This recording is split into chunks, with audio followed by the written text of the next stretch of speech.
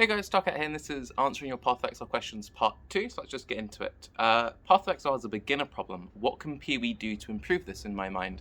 A big thing that I've spoken about before on Bay Class at length, and was something I was hoping they were going to do when they did the whole 5 to 10 acts, and kind of going back and revisiting acts, is making quests and quest rewards directly tied into Path of Exile mechanics. It seems like a really obvious and easy thing to do, that like one of your early quests is like, hey, here's a white 4-link item and an alchemy orb, maybe use them together. I think doing more things like that with the quest rewards and sort of guiding players through the quest rewards would not only make the leveling experience smoother, but it would also be a great way of teaching players how to use certain items. One of the best quests from D2 is when you get to augment a random item, you get a really cool, powerful rare. Stuff like that is just really fun and very straightforward, and it's just a great way of teaching players how to use things. It's something they've been experimenting a lot with league mechanics, stuff like ROG, for example. Yeah, having systems like that just kind of tied into the core quest experience, I think would be very good. Otherwise, it'd just be one of those things of going through, cutting down tooltips, but doing it in an intelligent way and having it so you don't have systems like advanced tooltips hidden in an options menu. Diablo 3 had a similar problem with, I can't remember, I think they called it elective mode or something, where basically it limited your build options unless you had that button ticked, but a new player wouldn't know to tick that button. Another really big thing would be going back and revisiting the default loot filter. I was actually interviewed on Forever Exile. I don't know if that's been published yet, but that interview happened a while ago.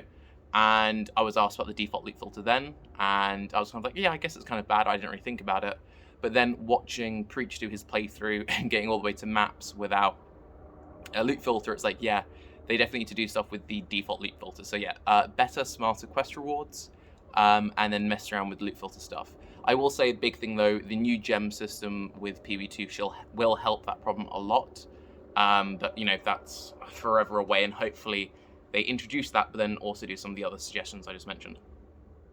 How do I get excited about Path of Exile? I'm currently very bored of doing the Awakener grind league after league. Well, fortunately, the Awakener grind doesn't seem like it's going to be potentially around for all that long. So next league, we're going down to 4 regions of the Atlas. That's going to make it much less grindy. That will also make Cirrus and Maven much less grindy, which will hopefully be fun. Hopefully the new league will be exciting.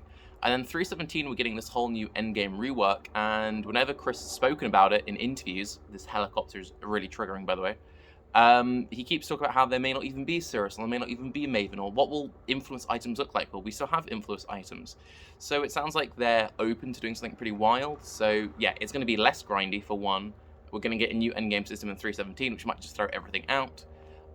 You could always just skip next league. That is always a option. A bit of a not helpful one. Otherwise, I would say maybe try and focus on a type of the game you haven't played much of before. So if you've never really done much delving, maybe set to delving as a goal for next league, and that will dictate the kind of builds that you're doing.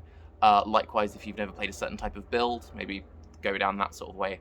Otherwise, stuff like trying out SSF. I find SSF significantly more enjoyable than Trade League.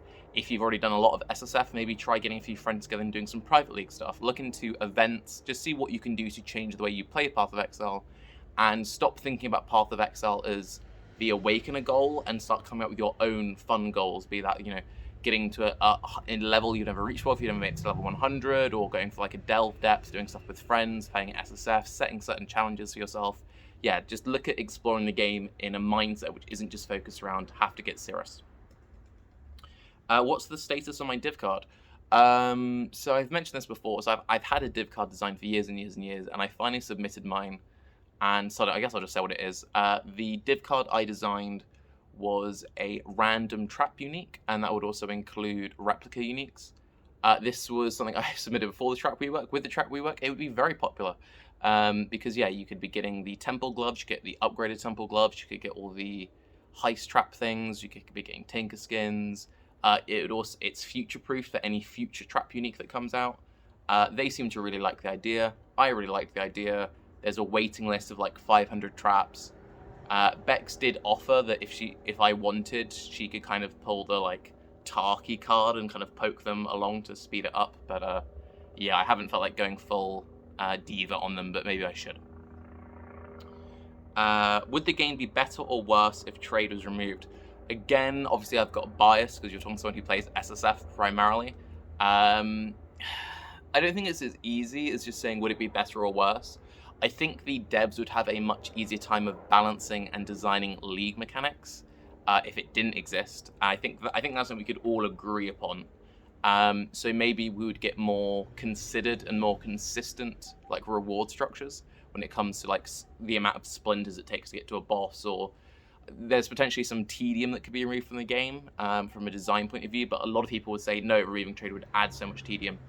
It really kind of depends on your outlook and what you play Path of Exile for. One thing that I do find quite frustrating though, and there's kind of this weird disconnect which happens sometimes when either I interview Chris or I watch other interviews with Chris, is GGG always talks about how Path of Exile is designed around trade and the items are designed around trade, but at the same time they'll also mention kind of like the game is really meant to be played in like hardcore SSF, like it's not balanced around that, but that's like the intended way to play. And it kind of feels, especially with like some of the stuff they were thinking about doing with hard mode, it kind of feels like they're designing in different lanes, and there's kind of this weird like, ugh. And they even said that the reason why Expedition was designed the way it was is they wanted the splinters to be tradable, and that Expedition is going to eventually go core, and when it does go core, the splinters aren't going to be tradable, and they're going to have auto pickup. And that came from our Bay class and us really hammering him about like, why is it the way it is? So yeah, I think a lot of gameplay systems would actually be better if trade didn't exist, but it would be a very different game. One thing I found quite amusing is how much people praise the item system in Last Epoch, and Last Epoch hasn't got trade yet. I think it's too far gone now for them to remove it, but if it was a brand new, like a brand new game with a new IP, like new branding and everything, then yeah, I would probably prefer it without trade. A lot of people were unhappy with the way that Diablo 3 went. I kind of liked the Diablo 3 system. I played a lot of Diablo 3 pre-Reaper of Souls and post-Reaper of Souls. And yeah, I actually preferred the post-Reaper of Souls trade experience. But again, that's just me.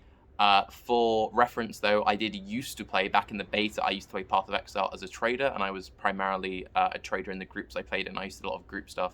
So I do see the merits of trade. But again, trade back then was very different because we had to do it through forums. We didn't have stuff like PoE trade. How to get good. Silly answer. Follow my Patreon, and also patrons, I'm going to be doing a mass set of build reviews on the Monday. So if you've submitted any, I haven't got to them yet, I'm going to get to them on Monday. And if you haven't yet submitted this month's build reviews, try and get them to me by Monday if possible, please. More serious answer. The main thing which I think a lot of players struggle with is they try and learn everything, and learning everything in Path of Exile is very difficult.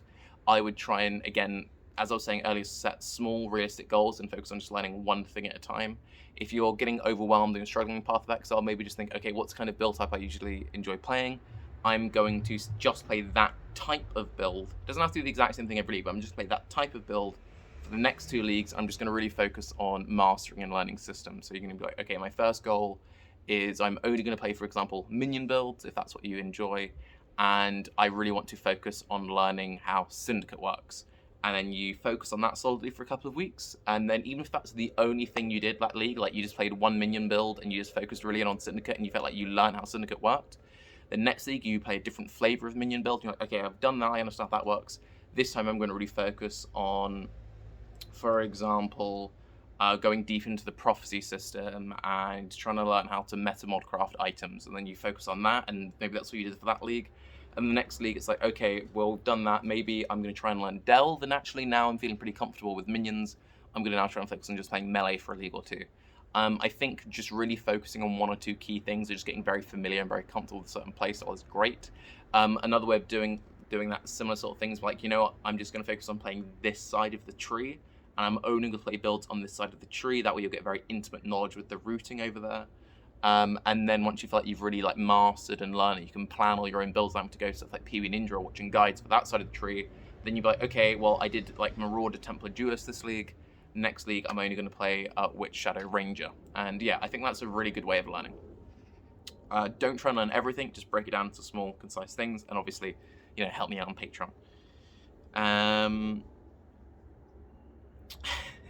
Fun question. If Bubs was an endgame boss, what would it look like? So I imagine it would be actually it would start as a friendly NPC um, who would just kind of like taunt you with beauty and like mirrors. You're like, oh, that seems really fun. They look really cool. They look very friendly. And then randomly they just stun lock your character for about half an hour at a time. You can't do anything. And if you ever like try and move your character, the NPC shouts at you, and then you're like, okay, I guess I just won't move. Um, and then when you eventually do move, the NPC turns hostile, and it just follows you around and just howls at you. Bubs has developed a very fun habit because she's spoiled absolutely rotten. That if I'm ever not showing her attention, she goes upstairs when I'm downstairs and just howls. Um, and then you go up and you give her some attention, give her some structure, and go back downstairs. And then she runs down the stairs, jumps onto the sofa, jumps onto the desk, looks at me, gives me a headbutt, and she runs back upstairs and starts howling again. And then vice versa, if I'm upstairs, she'll run downstairs and play the same game. It's very fun and it's very amusing. So yeah, I'd imagine some kind of system kind of like that.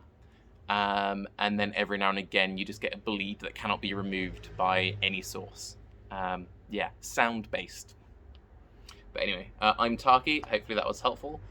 Keep an eye out for the next one, which will come next week. And yes, if you've got any pressing Path of Exile questions, leave them down below. I'm Tarke. Have a good day. Bye-bye.